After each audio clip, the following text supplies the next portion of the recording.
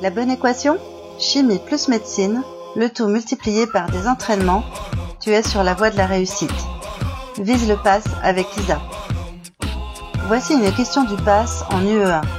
Chapitre référent, réaction acide-base et redox. On s'intéresse aux 4 réactions données ci-après. Parmi les affirmations suivantes, cochez là où les réponses exactes. Je t'encourage vivement à mettre en pause la vidéo pour te donner le temps de la réflexion. Dès que tu as tes propositions de réponse, appuie sur play et profite de ma correction.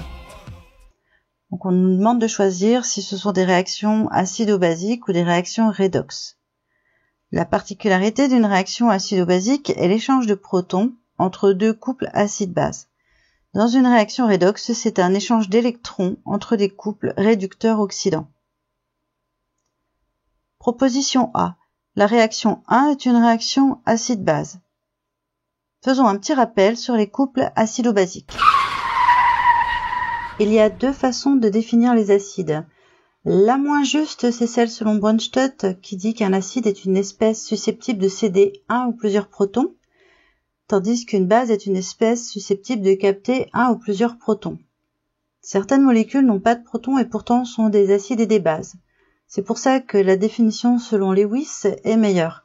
Un acide est un accepteur de doublets d'électrons et une base est un donneur de doublets d'électrons. Voici quelques exemples d'acides. L'acide chlorhydrique, l'acide sulfurique, le trichlorure d'aluminium, le trifluorure de bore. Tu remarques au passage que ces acides ne possèdent pas tous un proton. Les bases les plus courantes que l'on va rencontrer sont l'ammoniac, l'eau et l'ion nitrate. Il faut savoir que l'eau est un ampholyte, elle peut se comporter comme un acide si elle est en face d'une base ou comme une base si elle est en face d'un acide. On dit aussi qu'elle est amphotère.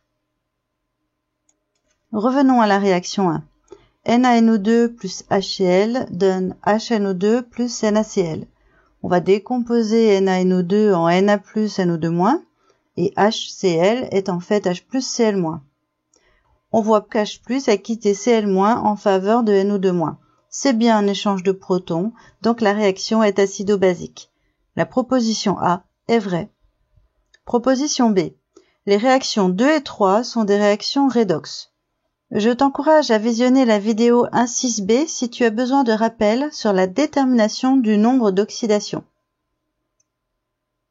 En ce qui concerne la réaction 2, on voit tout d'abord que le lithium étant seul, il a pour nombre d'oxydation 0.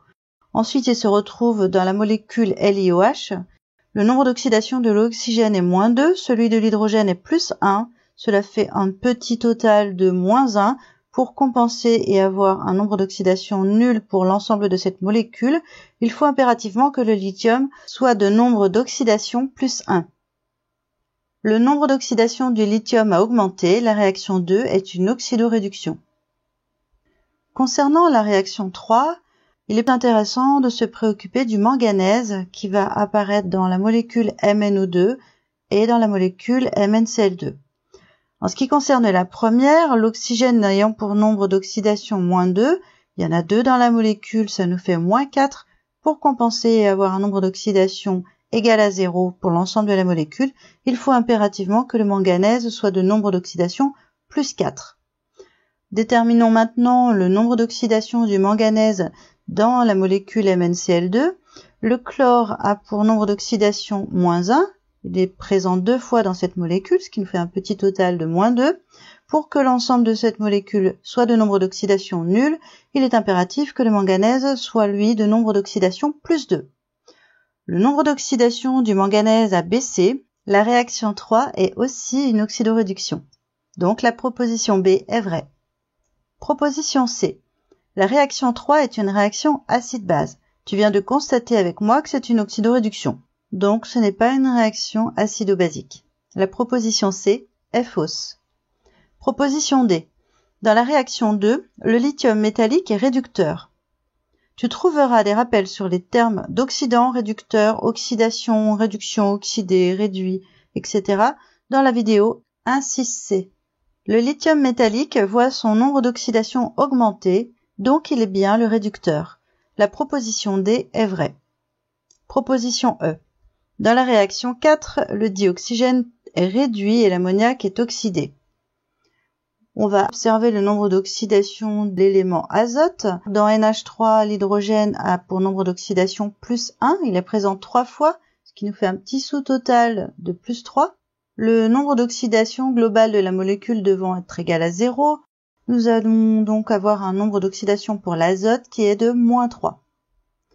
Dans la molécule NO, nous avons de l'oxygène, de nombre d'oxydation moins 2. Il est impératif pour que l'ensemble fasse 0 que le nombre d'oxydation de l'azote soit plus 2. Le nombre d'oxydation de l'azote augmente, il est oxydé, tandis que l'oxygène du coup est réduit. La proposition E est vraie. Si tu souhaites continuer ton entraînement, je te propose cette autre question issue des annales de première année de médecine. Si tu as un chapitre en particulier sur lequel tu souhaites t'entraîner, indique-le-moi en commentaire. Compte sur moi, je m'en occupe. Et si la vidéo t'a plu, tu peux la liker, la partager et t'y abonner. Je te souhaite bon courage et te dis à bientôt.